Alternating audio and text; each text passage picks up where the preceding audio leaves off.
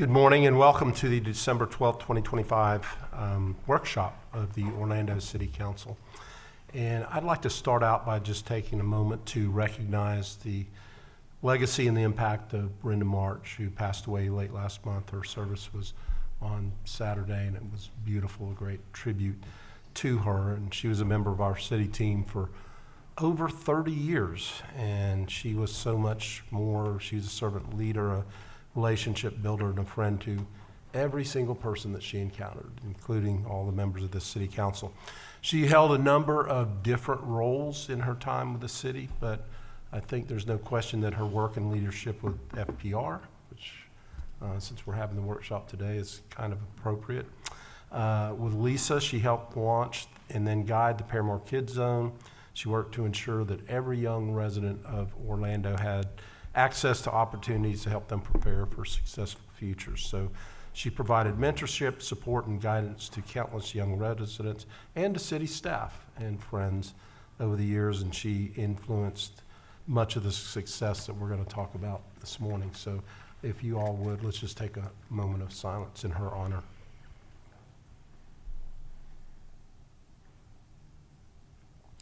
Thank you very much.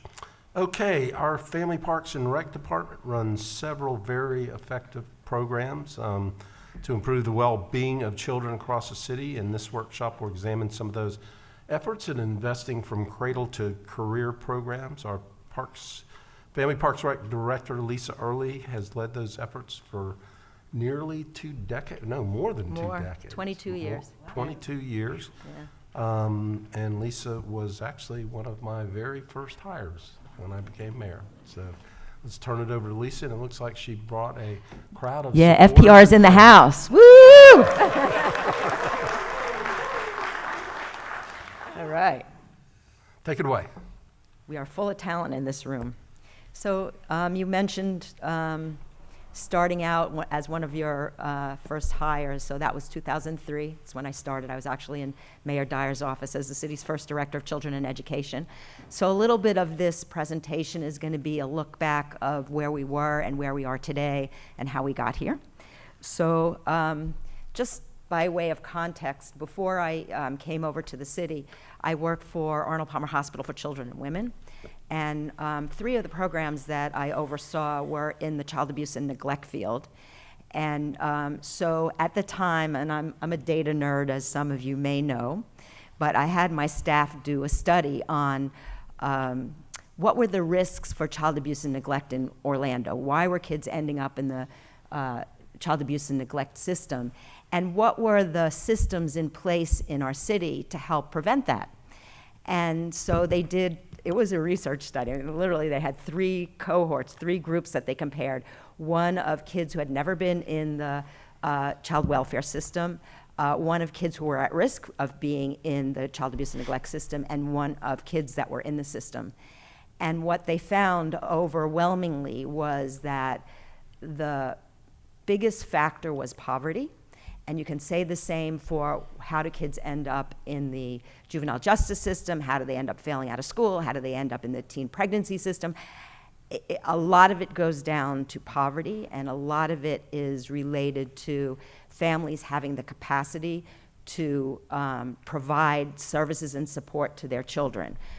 Families not having enough money to pay for affordable housing, and so moving from home to home to home, and kids moving from school to school to school. Or if you want to have a job but you don't have even a high school education, your salary is very limited, how are you going to hold a job and pay for childcare? And so a lot of times kids are being left in unsafe circumstances, ending up, actually most child abuse and neglect is children under the age of 5 who, and it's neglect, it's not actually child abuse. That's the biggest number of kids that end up in the system. So we also looked at the systems in place, and what we found were systems for supporting families are very fractured. I'm gonna give some examples. So at the time, there's federal funding for child care subsidies for low-income working families. There was a 6,000 child waiting list in Orange County for that. There's also the Section 8 program for subsidized housing for low-income families. At the time, there had been waiting lists for so long that they had shut down the waiting list. You couldn't get access to it. And I can tell more stories about, and then the systems themselves are very bureaucratic, very strict rules for who qualifies. So for instance, if you finally got a child care subsidy and then you lost your job, you don't qualify for it anymore. Or, you have to wait for weeks for an appointment. It's nowhere near your neighborhood. You have to get there somehow. And then you have to go through the appointment. You may not even get the service that you applied for. So it's a very, very bureaucratic and fractured system of support. So Mayor Dyer gets elected, and he asked me to join the city. And I loved my job at Arnold Palmer Hospital. It was probably the best job I ever had, no offense to anybody, but it was an amazing place to work. And at some point, at one point, Mayor Dyer I was living in College Park at the time, and would bump into him at Publix, and he'd be like, when are you going to join the city? Because we had presented the study to him in his first weeks in office. We actually presented the study and its results to him in the cabinet room. And at some point I said, you know what, we're not going to solve these problems unless our community leadership understands what's causing them, and we have the political will to do something about it. So that's why I decided to come to the city. And I just want to thank you, Mayor Dyer, but all of you commissioners, because none of this work could have happened without you all advocating for it. I think of Commissioner Ortiz advocating for Englewood Kid Zone for so many years. You got it. I think of Commissioner Burns wanting a 21st century program at the Smith Center. He got it. So I just want to thank the commissioners. It took all of you and this whole team to make this happen. So let me get into this now. All right. So this is what our goals are. We want to improve academic achievement, workforce readiness, health and wellness of Orlando's youth, and reduce juvenile arrests, teen pregnancies, and child abuse and neglect in our city. And so, this is my background. This is what I got my degree in. Child well-being, we call it human development. But, when you look at evidence-based practice, what the research says is going to move the needle on things like teen pregnancies and child abuse and neglect and academic performance. First thing you need is safe, supervised places for youth during out-of-school hours. They can't be running around the streets. Parents can't work if they don't have safe places to leave their kids. And especially older youth, too, and I'm going to talk about that later. If they don't have safe places, older youth are going to cause trouble. But then in addition to that, they need stable places to live. Food, clothing, school supplies, transportation, high-quality childcare, healthcare, mental health services, academic support, and caring adults to guide and mentor them.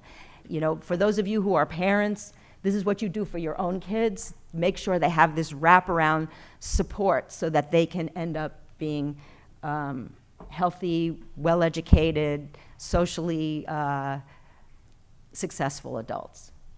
So that's what we focused on in order to move the needle on all of those indicators. So let's start with safe supervised places during out-of-school hours.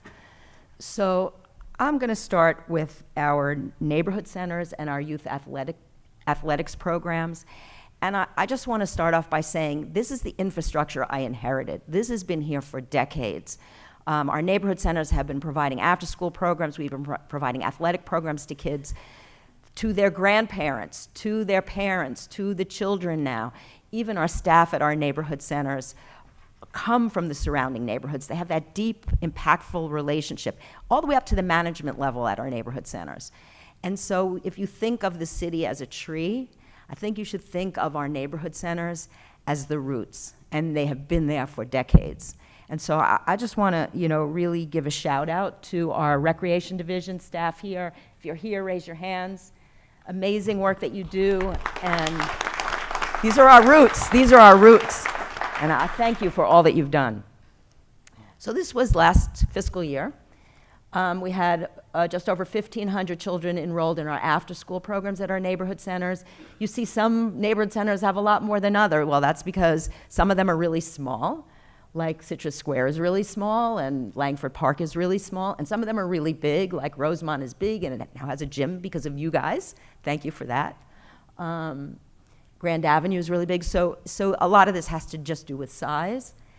And then this is summer enrollment at our neighborhood centers, just over 2,000 children. This is across the whole city. And then athletics programs. We had 2,300 participants. Basketball was the big one.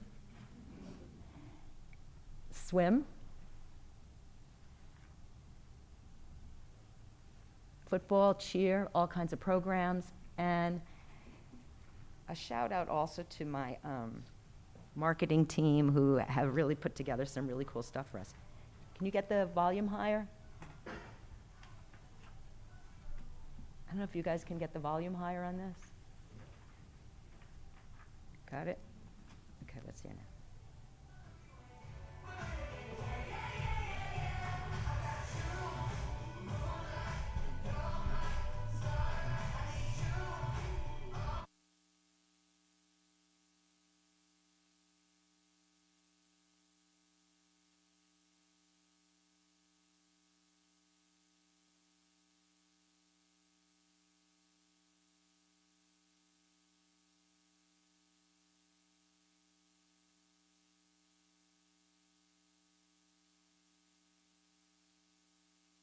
Neighborhood centers at the summer showcase, and those are their parents in the crowd watching them on stage at the Dr. Phillips Center for the Performing Arts. So very cool stuff. And I inherited this too. This has been going on in the recreation division for decades as well. And a little bit on sports.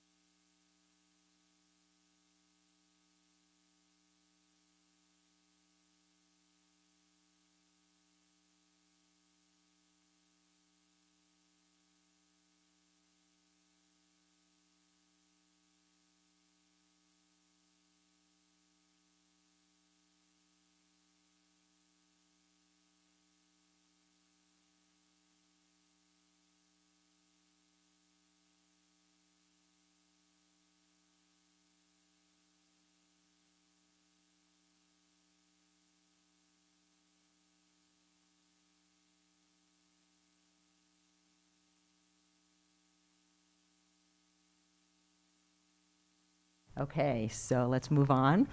Oop. Okay, so I want to talk about Orlando After School All-Stars too.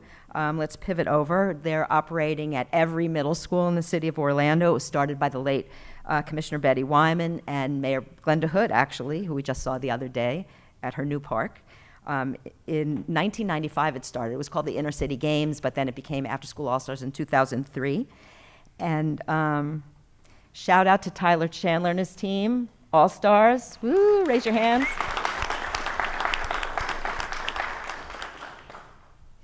They have done so much to grow this program. I'm just going to show you some numbers here. So this is enrollment. The school year is the dark blue and the summer is the light blue. The reason that the dark blue went down, no, I think it's the other way around. Yeah, it's the other way around. The reason that the dark blue in the summer went down is because those 4 schools were under renovation. So we actually pivoted and had the kids move over to other sites. Of those schools, since Tyler took over, we added Innovation, Lake Nona, Luminary, and Odyssey. Did I get that right? Okay, so he's really been effective at growing this program and making it available to kids across the whole city. And the funding that he brings in also, he gets 21st century funding, so he's able to push teachers into the after-school programs. They're able to do all kinds of academic enrichment program. He's able to provide transportation to the kids, so if they don't get on the bus at the end of the school day to go home, they can stay there for the after-school program, and then we have buses that take them home at the end of the after-school program. And so just for experts in the children's services field, what we know is when you expand the school day into out-of-school time hours, so you don't just have recreation in your out-of-school time space, you actually have learning going on, even though it's project-based, you're not sitting there like in a classroom, that helps kids be much more successful in school in the long run. And that's what he's been able to do at these sites. Okay, so, oopsie. Those are some of the numbers. Just over 2,300 youth in the school year, and just shy of 1,200 youth in the summer. That was this past year, and some of that was affected by the closure of the schools. Okay? So here's another thing. So for decades, we also had federally funded summer feeding programs. In 2013, we and the City Council approved an agreement with the state for federal funding for after-school programs as well. So after-school meals as well. So now every single day after school at all of our sites, whether they're after-school all-stars or city neighborhood centers, all of the kids get a supper, and they still have their summer meals as well. All of this is federally funded. Last year, we served 383,669 meals to children, just last year alone. So pretty amazing. Okay. So I talked about After School All-Stars leveraging funds for academic support for kids in the out-of-school time space. And starting in 2018, the Recreation Division began doing the same thing. They leveraged 21st Century Community Learning Center dollars, just like After School All-Stars does, and they now have 21st Century sites at our Englewood, Callahan, Rock Lake, and Dr. Smith centers. And I'm going to show you some of the results of that. Well, okay, first, wait, we talked about food. Wait, okay. Here's some food for you.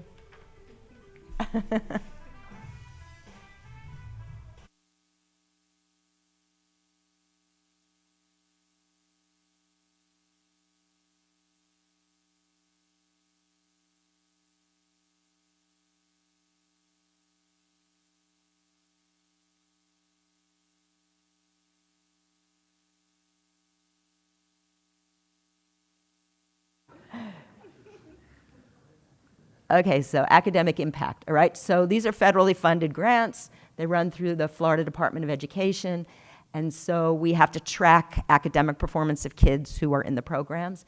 This is the After School All-Stars side of the house.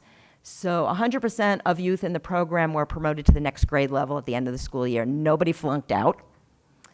83% of the kids increased their English language arts and math grades, or they maintained an A or B average. Less than 1% were suspended or expelled from school. And All-Stars was recognized as a model program by the Florida Department of Education for the 14th consecutive year. This is across all their sites. Okay, our neighborhood centers, again, now we're talking about, this is for the Callahan, Englewood, and Rock Lake centers. That's one of the grants. It covers 3 of the sites. This is their outcomes. So 58% of the kids increased their English language arts FAST scores. What FAST is that test you take at the end of the school year. It's the statewide test to see if you're doing English language arts at grade level or below grade level or above grade level. 58% increased their scores. 62% increased their English language arts report card grades over the school year. 76% increased their math FAST scores, and 67% increased their math report card grades.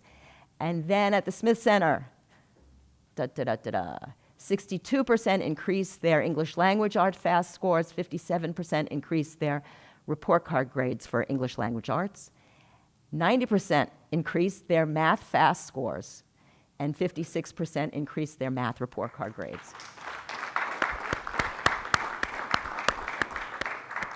And all of these things came before you guys at City Council. We could not do this without your vote and you saying, this is what we want to do, this is our mission, we have political will to do this. Okay. I got some more music for you.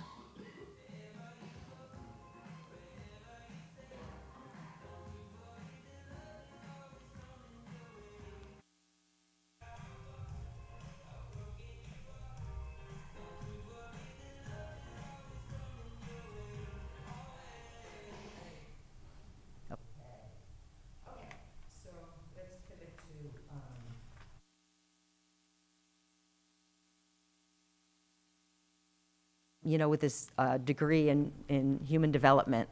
And so, there are stages of a child's life when you're supposed to expect certain things and they're supposed to behave a certain way and all that kind of stuff. And For me, believe it or not, my favorite age group was always teenagers. Believe it or not, everybody feels that way, right? I like teenagers, what can I say? It's more challenging, I like the challenge. Okay, so here's the thing about teenagers. So the teenage brain's ability to handle planning and impulse control doesn't fully mature until about age 25. And for this reason, adolescents are especially susceptible to engaging in risky behaviors, including alcohol, vaping, drug use, unprotected sexual activity, dangerous driving, illegal activities, fighting, and violence. This is normal for teenagers to do. And, you know, one of the things, I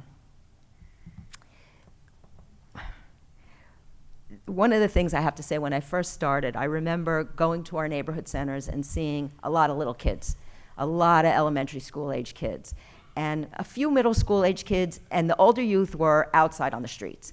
And this is something you see anywhere in the country. The children's services field is not good at providing programming for older youth. It's different. They have to want to come. They have to feel like they have a voice in what's being provided at the site. They have to start telling their friends, this place is really cool, you need to come here. And so we just didn't have that expertise. But this was a passion project that we need to do this. If you're going to reduce teen pregnancies, if you're going to reduce juvenile arrests, you got to get the kids off the streets and into safe, supervised programming. And you can't just make them do it, they have to want to do it. So fast forward, after the past 20 years, FPR has grown its programs for older youth. This is actually a partnership we have with OUC. It's called the AMI Kids Program. It's a pre-apprenticeship program. It's currently operating at the Rock Lake, Jackson, and Ivy Lane neighborhood centers. It's for youth ages 16 to 24, and they're getting certifications, and they're certifications in the construction industry. So these are the programs that were started during Mayor Dyer's term of office. You ready? So the Teen Center, the Downtown Rec, we opened it in 2024. Thank you all for making that happen. I can't say enough how important that was. This is the city's first teen center. We have dedicated space now for older youth at all of these neighborhood centers: Englewood, Callahan, Northwest, Grand Avenue, Jackson, Rosemont, Colonial Town, Ivy Lane, and Citrus Square. We bring in programming that the kids want, that they like, that they're going to come on their own and bring their friends. And some examples are barbering, driving classes, the Sustainability Adventure Program, which you're going to see a little bit about that later. Thank you, Mike Hess, I saw you in the back. One of his staff, Daniel Friedline, does this with us, and he created it, and it's an amazing program. Cooking, weightlifting, hiking, mental health services, tutoring, jiu-jitsu, fishing, film production, writing, the Lit Teen Program, and teen advisory councils. We have our youth employment program. I'll talk about that later. Our My Brother's Keeper program. I'll talk about that. Operation AmeriCorps at 3 high schools. I'll talk about that. And Peace Orlando, our community violence intervention initiative. So youth employment program, last year we had 470 kids enrolled. They first go through a 4-week job readiness training program where they're learning things like financial literacy and time management and customer service and what you need to do to be successful on your job. Then each is coached one-on-one by a youth employment coordinator. We have several youth employment coordinators. Each youth creates a portfolio, their resume, letters of recommendation, a cover letter, references, a personal statement. So they're ready to go to the job market with everything they need to get a job and keep a job. After the training sessions, the youth are deployed for 6 to 8 weeks of paid work experience with local employers. I've named some of them here. Sweetie's Ice Cream, which is actually owned by a former Paramore Kids Zone participant. We Print, Blue Swan Boulders, Pet Grooming, Cuddly Critters, Impress Inc., and Dair Dominican Salon. That's just a few of them. We got a whole long list. And the coordinators then help the youth secure post-internship jobs. So I'm going to talk about Operation AmeriCorps. This is run by Orlando After School All-Stars.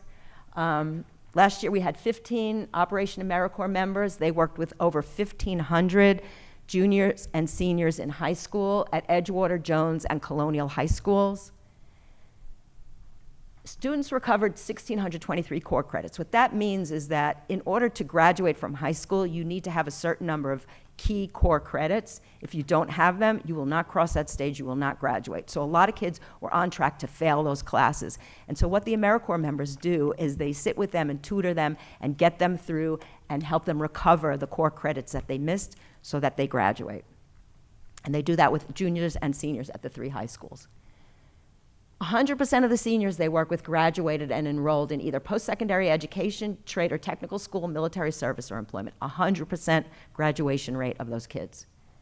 And 100% of the juniors were back on track by the time they entered 12th grade in order to be able to graduate at the end of the year. And the AmeriCorps members helped seniors earn over $2.65 million in scholarships. So a big shout out. Shout out to After School All-Stars. Those are their AmeriCorps members last year and staff who managed them. Okay, so we talked about safe supervised places during out-of-school hours, even for older youth, right? But what about all the other things we need, our kids need in order to be successful? What about stable places to live, food, clothes, school supplies, transportation, childcare, healthcare, mental health services, academic support, and at least one caring adult who guides and mentors them? What about all of that? So, you know, we couldn't do it all for every kid in the city. We had to narrow it down. So back in 2005, 2006, we actually saw the New York Times had a cover page magazine article on Harlem Children's Zone. So Rodney and I went up to Harlem. At the time, I was still in the mayor's office. Rodney was in FPR at the time. We went up to Harlem and we saw Harlem Children's Zone. And what they had done is they narrowed their focus to 10 square blocks in Harlem. And they were going to invest in the things that research says makes a difference in a child's life, like high quality early childhood education, after school programs, tutoring, mentoring, stable housing situations, all of those kinds of things. They invested in that, in a critical mass of children from cradle to career in that neighborhood, with the theory that if you do this, the needle will move on things like child abuse and neglect and teen pregnancies and juvenile arrests and so on, and academic performance. So we decided to replicate that here, and we decided to start in Paramore. And then to create what we call Map Around, or we sometimes call it From the Heart, which is a zero-barrier ecosystem of family success services targeting those key populations. So this was to kind of get out of this very bureaucratic system that exists. We didn't want families to face long waiting lists or to be told you have to go all the way, you know, to Apopka to get an interview and we can't schedule you for 3 more weeks, or all of those sort of, or you don't qualify anymore, so we're going to have to take your kid out of childcare. All of those kinds of things. So we created an ecosystem of those services in the neighborhood that had 0 barriers to entry. So key populations, right? So we started in Paramore, right? And then we scaled up to 3 additional kid zones, Englewood, Holden Heights, and Mercy Drive. And they were selected because those are the Orlando neighborhoods where child poverty, juvenile arrest, teen pregnancies, and child abuse and neglect were highest, and academic performance the lowest. And so that's one of our key populations. The second, My Brother's Keeper. So these are kids most likely to be suspended or expelled from school. They are, in each school, we're working in seven schools right now, 5 middle schools and 2 high schools. And the kids actually get referred by the school district or by the principal to us. And these are the kids that are most troublesome, most likely to get suspended or expelled from the school. And we work with 25 kids in each one of the sites. And then Peace Orlando, and this is otherwise known as CVI, Community Violence Intervention, and these are individuals most likely to be involved in gun violence. So that ecosystem supports all of those that are in these targeted key populations and enrolled in those programs. So here it is, right? So you have the child and family in the center. So if children have childcare and after-school programs, they're safe and their parents are able to sustain employment. If they have mental health services, they improve their coping skills, healthy relationships, reduce stress and depression. If they have food assistance, there's less hunger and despair, improved ability to perform at school and work. If they have academic assistance and enrichment programs, they have improved high school and post-secondary graduation rates and higher earnings as adults. If they have safety, they're not afraid to be at home, in the neighborhood, at school, or anywhere. If they have employment assistance, they have increased income and development of career pathways. And if they have housing assistance, families are less likely to face eviction, homelessness. Children have stable places to live.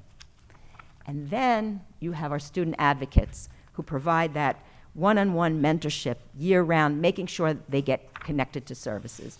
So the role of a student advocate, I know we have several in here today, but their roles are positive relationships with the family, with the kids, with the schools they're working in, with the providers of services that are in the ecosystem that we've created. Maintain those positive relationships with the entire 360-degree circle. They provide mentorship and create a life map with each one of the kids. That means sitting down with the kid, what do you want to become? Where do you want to go in life? What are the barriers you're facing? And working through those barriers every single day with that kid to get them through, to push them forward, to get them past the things that are preventing them from being successful. Parent engagement, we work with all of the parents. They're involved in all of this at all times. Service referrals, so again, getting the kids connected and their families connected to the ecosystem. And then academic support. Okay, so here are results. This is just our kid zones right now. This was last fiscal year. We had 2,344 kids enrolled. You see the biggest group were the middle schoolers, 30%. The next biggest group were elementary school, 26%. Then high school, 22%. Then the birth to 5 population, and finally the 19 to 25 population. You see on the right, the chart shows all of the programs they participated in. Note that after school and academics was the biggest one, followed by health and wellness programming, and then programs for older youth. So these are the services that they received. Okay, here's data. This is number of juvenile arrests by year and zone. And so we go back to 2006 when we started in Paramore. And then for Holden Heights, Mercy Drive, and Englewood, we have data going back to 2019 before we started there. And you see the numbers going down every year. Reduction in juvenile arrests in the 4 zones. In Paramore, down 88.6%. Holden Heights, down 80%. Mercy Drive, down 53.9%. Englewood, down 58.5%. All zone. Okay, that's the total arrests prior to zone launches, 943, 177 in 2024.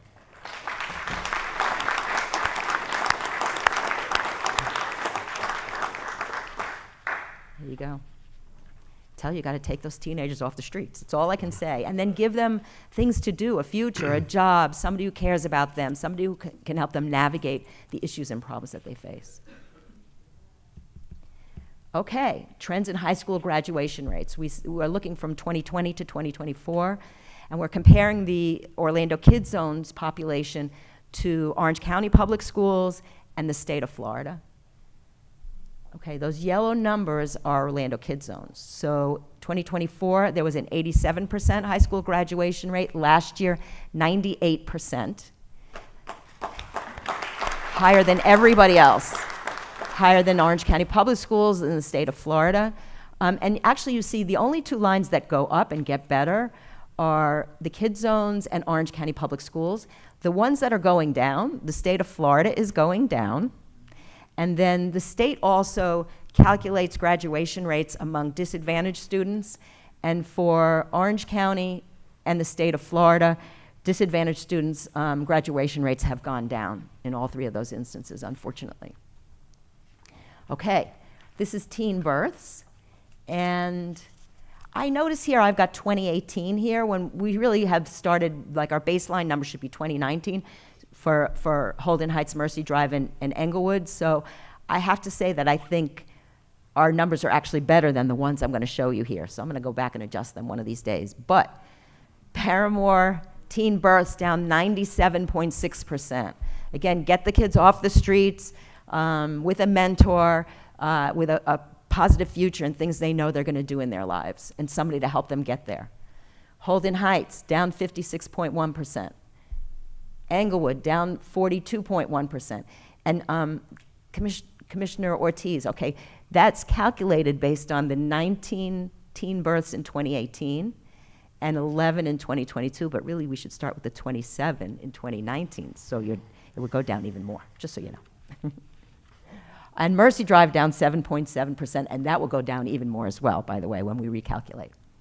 Overall, down 45.8%.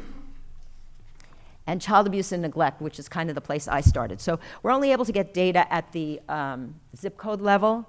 So for Paramore Holden Heights, we have to use 32801, which is the northern part of Paramore, and 32805, which is southern part of Paramore and Holden Heights. So their numbers are combined here. Confirmed cases of child abuse and neglect down 89.5%. Unbelievable. Mercy Drive. And I credit this to that high-quality childcare for all the kids. They're no longer at the back of the line on the waiting list. They're getting it right away from day one. Their parents have safe places to leave them, and they can go to work. Mercy Drive down 50%, Englewood down 50%, and all zones combined down 68%. It's a lot. Okay, so I'm going to ask one of our Mercy Drive Kids Zone youth, Alize Stinson, to come up and say a few words about his experience in Mercy Drive Kids Zone.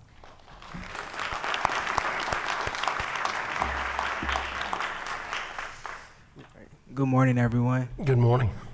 My name is Alize Stinson, and I want to speak on how the Orlando Kids Zone and the Downtown Rec have helped guide me, support me, and keep me moving forward. Through the Mercy Drive Kids Zone, I've been given access to life-changing opportunities. I've been on college trips that showed me there is more to life and that I should strive for more. I've met mentors who genuinely care about me and push me to do better. And I've also had chances to work with youth employment so I could learn ways to make money the right way. At the Downtown Rec, aka the Yard, I learned lessons most people my age don't get to learn. They brought in a group called 8 Cents in a Jar to help teach us financial literacy. We learned about stocks, mutual funds, and the basics of credit, which is real knowledge that you will need in the future.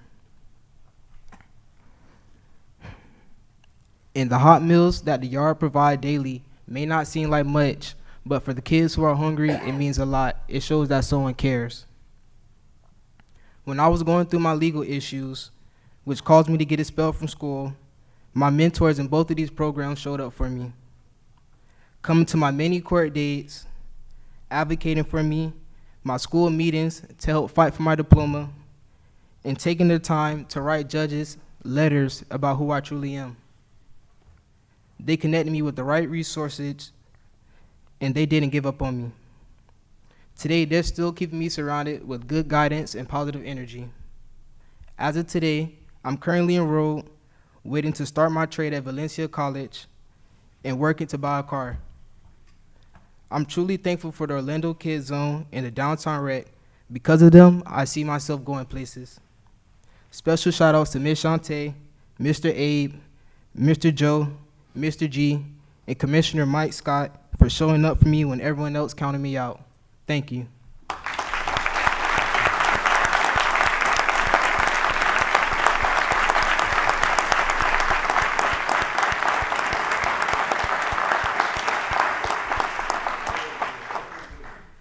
Thank you so much, Alize. Shout out to all you guys. Kid Zones. Awesome. Shantae, stand up. That's your manager of the Teen Center at the Downtown Rec. Thank you. Okay, well, okay, we talked about the Kid Zones. Now, what happened? I should not be on that screen.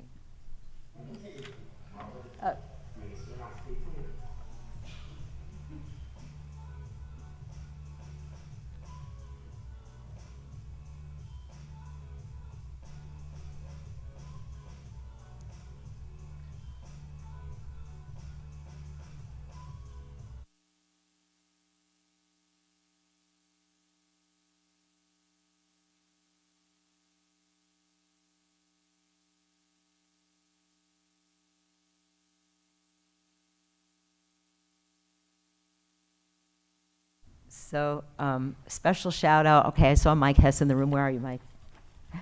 So that guy with the beard, that's Daniel Friedline. He started this program. Those kids are out on a camping trip, out somewhere in the woods somewhere, and he organizes all this for them. They've been going all over the state of Florida having amazing experiences. These are the kids, so there's 25 kids in each school. We're in Roberto Clemente, Carver, Memorial, ACE, and College Park middle schools, and then Edgewater and Jones high schools. In each school, we're working with 25 kids that have been referred to our staff as most likely to be expelled or suspended.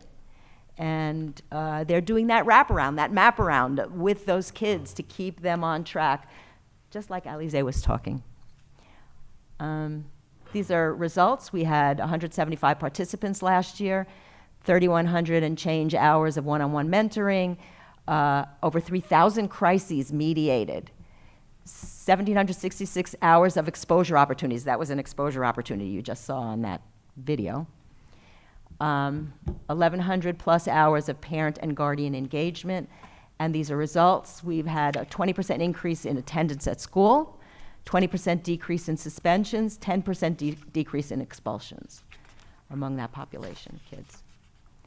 Okay, and lastly, individuals most likely to be involved in gun violence, Peace Orlando or CVI, Community Violence Intervention. I saw Rayshawn Brown in the room. Where are you, Ray?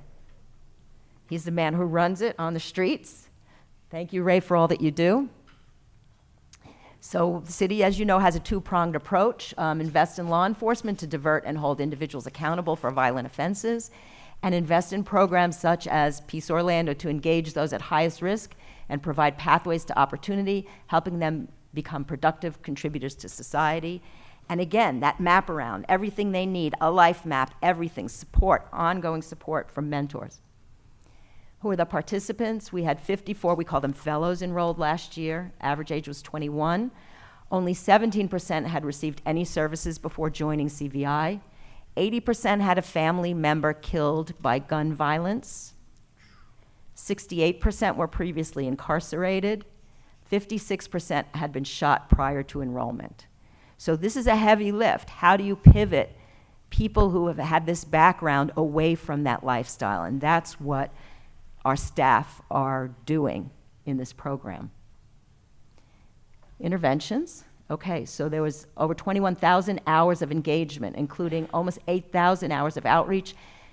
549 conflicts were successfully mediated. In 26 of them, there was a gun present. There's been a 47% drop in gunshots in Orlando, a 34% decrease in gunshot wounds, a 26.5% reduction in homicides. This is in Orlando. This is Orlando data since the program started. And we calculate approximately $20 to $22 million was saved by taxpayers in the first 2 years of the program. Okay, let me just do a shout out to our Children, Youth, and Families Division, because they run all three of the Kid Zones, My Brother's Keeper, and Community Violence Intervention. You guys, raise your hands. Children, Youth, and Families.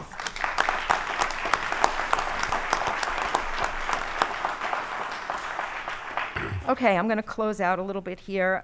So the work, you may not know, commissioners, that the work that we're doing has been all over the stage across the country. As a matter of fact, the reason Abe Morris isn't here is because last week he had to be on a panel at Harvard Graduate School of Education EDRI Design Lab, explaining to other communities around the country how we did this, how it works, and helping to advise on how they can replicate this work in their own communities. Then today, he is up in New York City, where I wish I could be, but I'm here instead. Okay. So, he's up in New York City on another panel of philanthropy, community organizations around the country, researchers talking about our work, how we did it here, and helping to advise how other communities can do it. All of these sites, let me just say this, okay, so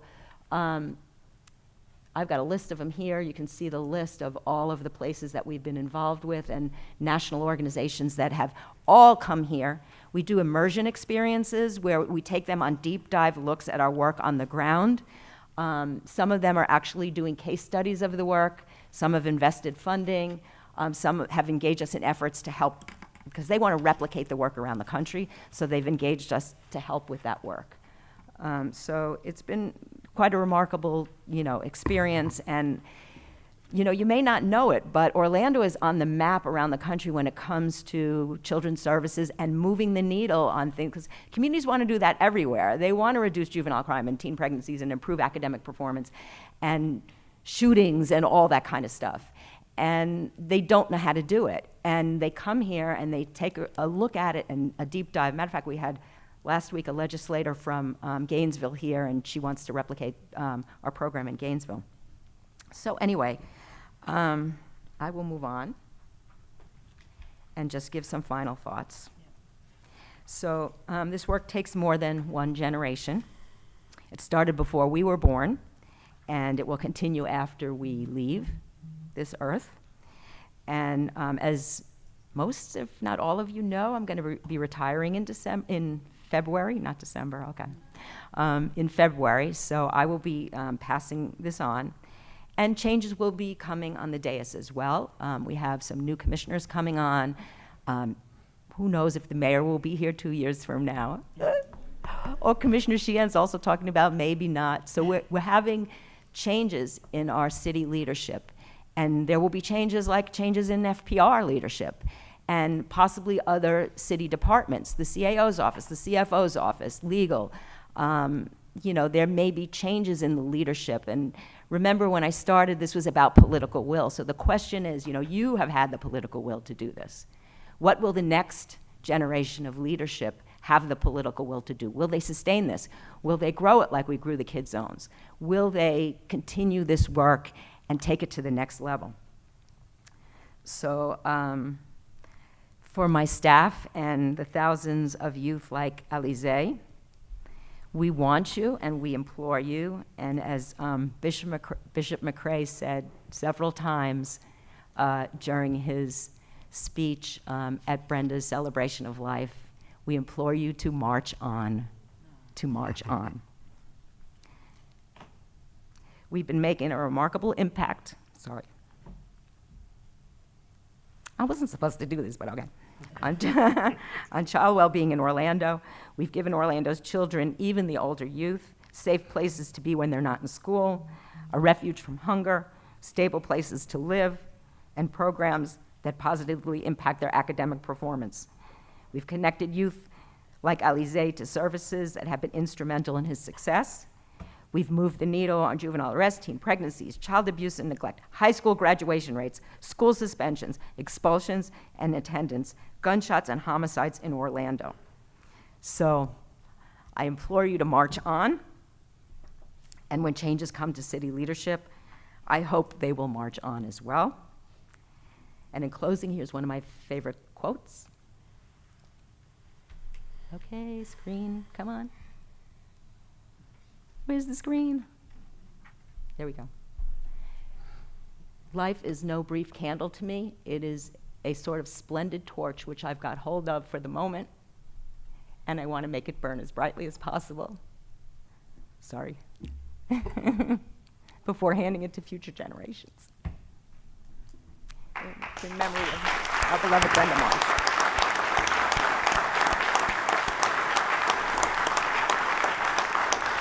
I brought tissues. I knew this was going to happen.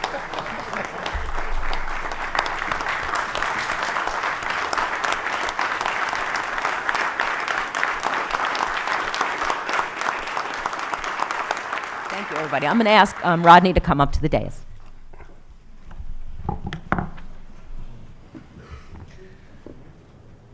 Morning, Mayor, Commissioners. Morning, Rodney.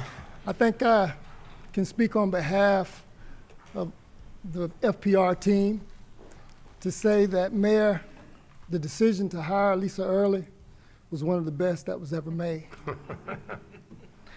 On behalf of the entire FPR team, we wish to express our profound gratitude for the visionary decision made 2 decades ago to appoint Lisa Early as our director.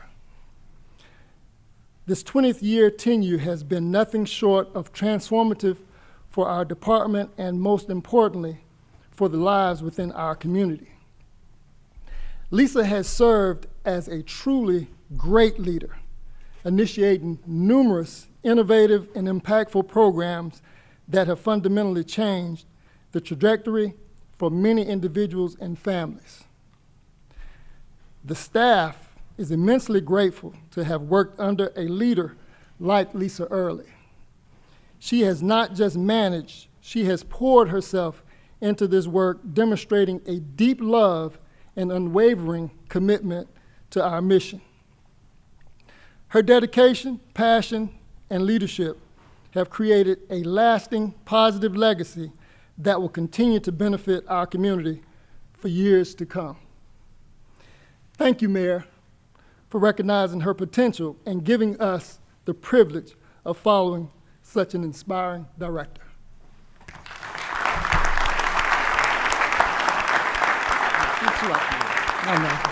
She's threatening me, Mayor. Yeah. Listen, we wanted her to get her flowers that she so deserves. Okay, that looks like flowers coming. Holy cow.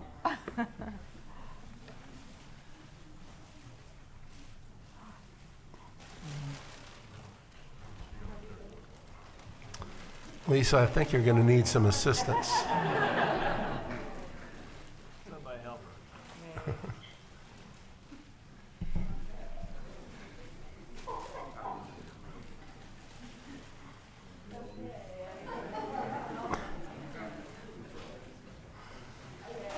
Rodney, help her out. Yeah.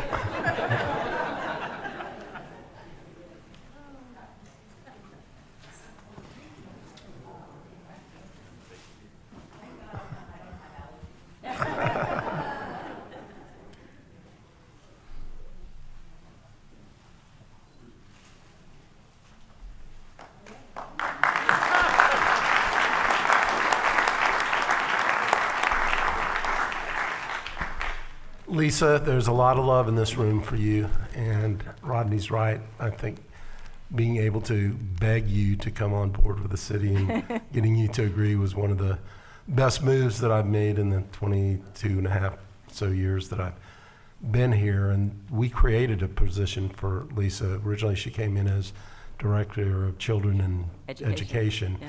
Byron Brooks was the Director of FP&R at the time, and then when Byron became CAO, it made sense that Lisa should go over and run the organization that actually provided the services related to children in education. She's done an unbelievable job, and when I go to the U.S. Conference of Mayors or some of the other places around the country, I know without question that our family and education programs are held up as some of the best, if not the best, in the entire country. And I'll give a shout out to neighborhoods too. We're 25 years ahead Yeah. of most cities in terms of the services that we provide in both entities. So we are going to miss you very much, but I know that you'll have something that keeps you busy and doing good things for the welfare of children and everybody else in our community or wherever else your travels may take you. But we thank you so much for, even though it's your second favorite job, you've had the most impact in this job. And for let me the- just say, it is my second, maybe third favorite, but I wouldn't be half the person I am without having worked here. I really grew up here. I learned how to have a backbone and how to get things to happen, and I wouldn't trade it for anything in the world. Oh, great. Yeah. Thank you so much. We have some commissioners that would like to either congratulate you or ask you a question, something penetrating probably. Okay, Commissioner Burns and Commissioner Rose and Commissioner Sheehan, then Commissioner Stewart. All right, thank you, Mayor, and good afternoon, everyone. Lisa, I'm not going to be long. I just want to say thank you for everything that you've done in your leadership. I can remember back in 2003 when I had just started at the health center, and you were pitching this Harlem Children's Zone concept, and I just remember saying, "Wow, that's a heavy lift." Yeah. You know, focusing on, I think at that time it was about 2,000 kids. That was the population of focus. And now to see how it has progressed, and then for me to be on this side to be able to advocate and help support it, it means a lot. So thank you. And just to your team, I was, listening to all the good results of everything that's happened. And I was moved by Mr. Stinson because, you know, I grew up at the Smith Center. That was my community center.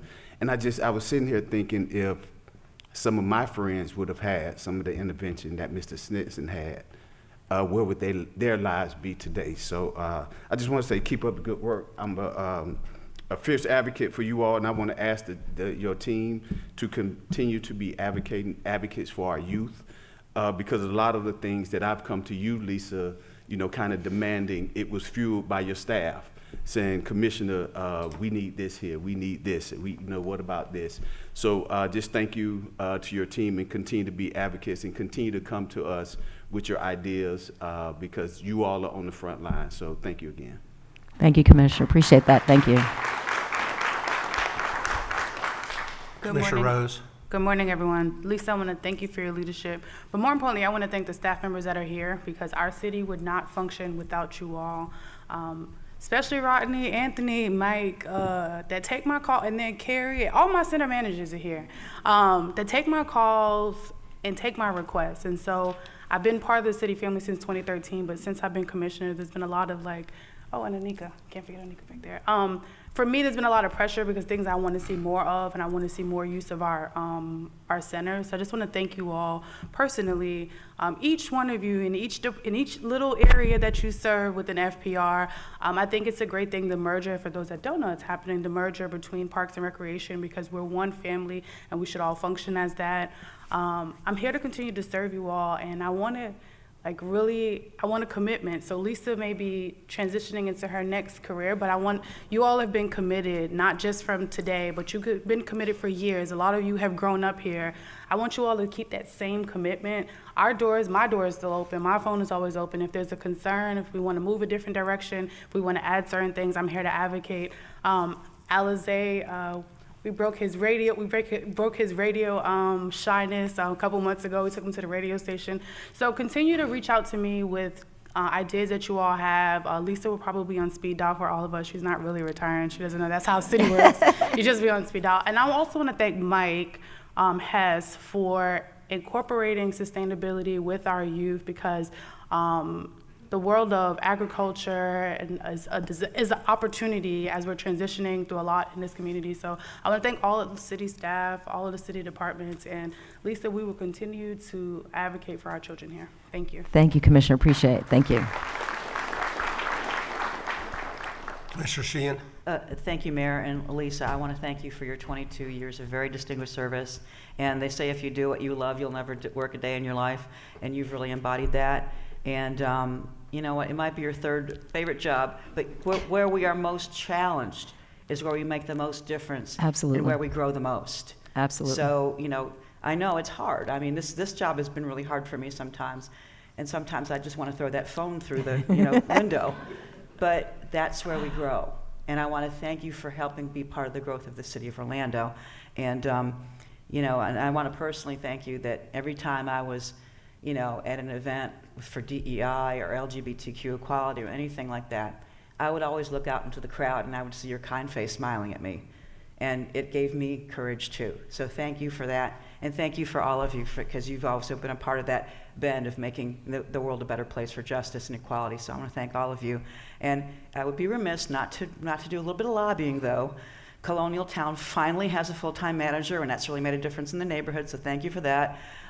Langford didn't even have the use of their center. They had a crummy portable. We finally got those kids into a reasonable, decent center, and they're really thriving.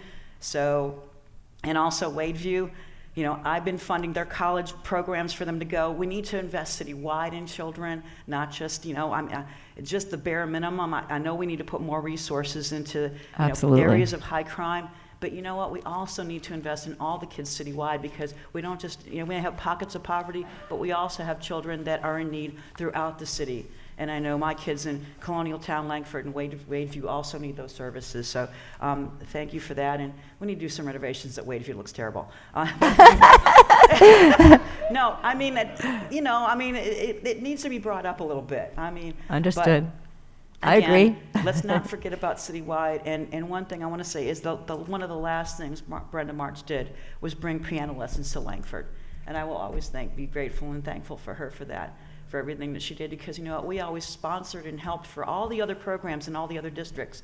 And you know, it's finally coming back to District 4. So I want to say thank you on behalf of my kids, because they have needs too. So thank you so much. Awesome. Thank you, Commissioner. Appreciate that. Commissioner Stewart. Well, Lisa, I had the honor of working with you prior to being with the city of Orlando. Yes. Yes. And knowing your heart and commitment for children and for caring for those who are impoverished in our community. And I want to tell you thank you for that. In addition, we have the honor of working together, and Brenda has been a special impact on me, because I got a chance to work with her before the city, with the center, then kind of jointly with both. And I think the strength of an organization is that the leader sends that level of empathy and dedication back to their team, and I think you've done that. You have, if there is a model to use, it is probably best that you've left us in good hands. Got good people, and I'm grateful for that. Rodney, thank you for your leadership, and all the rest of you guys that will take my phone calls. I'm so grateful. And maybe you'll take them after I leave office, but unless you're all going to change your cell phone numbers, which you probably will. I also want to say thanks that we've left out a couple of things in families, parks and rec. That's just for you. Thank you. I appreciate and that. That is just our parks. So it's not only important that these recreation centers and our programs work, it's also complementary that we have great amenities throughout our city to provide. It wouldn't matter if we just did part of it.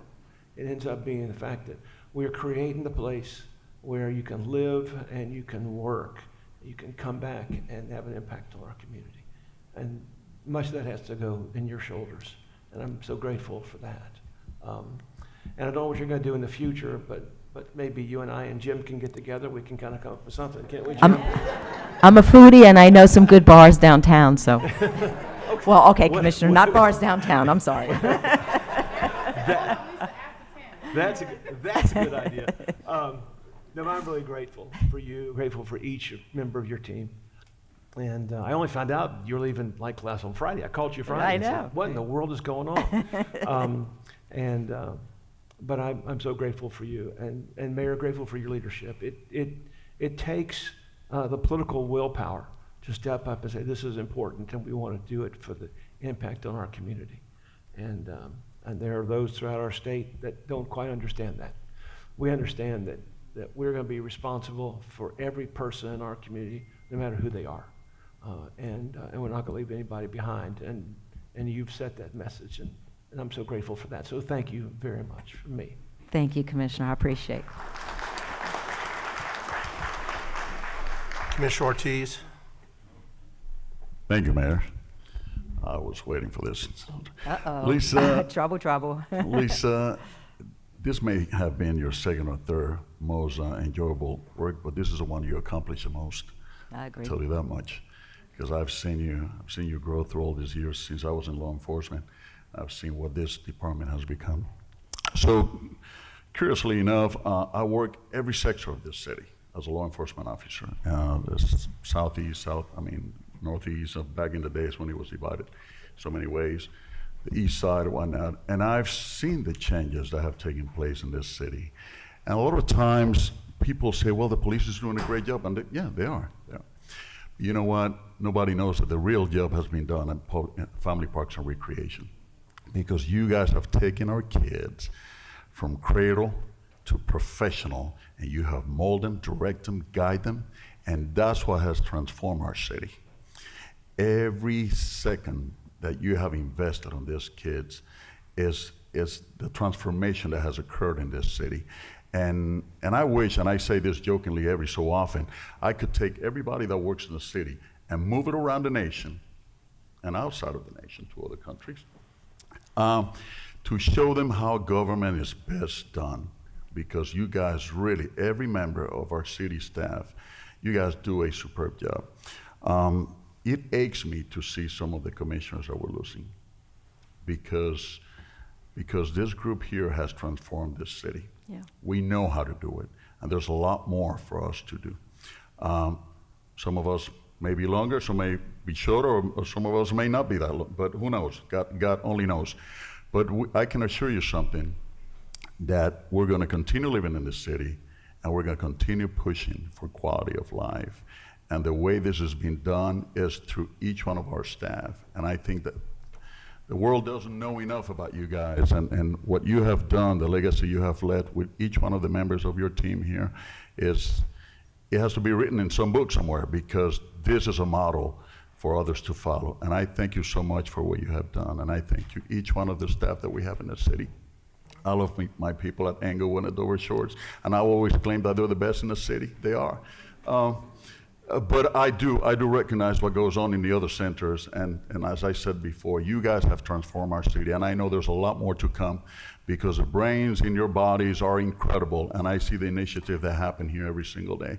So I'm excited about what's to come, and more so, I'm excited about what the next leadership, and by the way, I'm gonna make an announcement. Son, I want you to do an internship in my office as soon as you can, okay? I'm looking forward to that. I know that we are raising leaders, and that's what really matters. Quality of life through good leadership. So thank you so much. God bless you guys. Thank you, Commissioner. Okay, Lisa. Thank you. I guess you have one more meeting, yes? Or you, Yeah, the rest of the day today, right? You know what? Don't even come to that one. This will No, be your it's good. send-off. I'm still here. I'm not dead yet, as they said in Monty Python and the Holy Grail. Okay. For those All of you right, who are fans. we will stand adjourned. We're going to convene another meeting after this, so if everybody that wants to congratulate Lisa can take it out to the rotunda, that would be great. Thank you. We stand adjourned.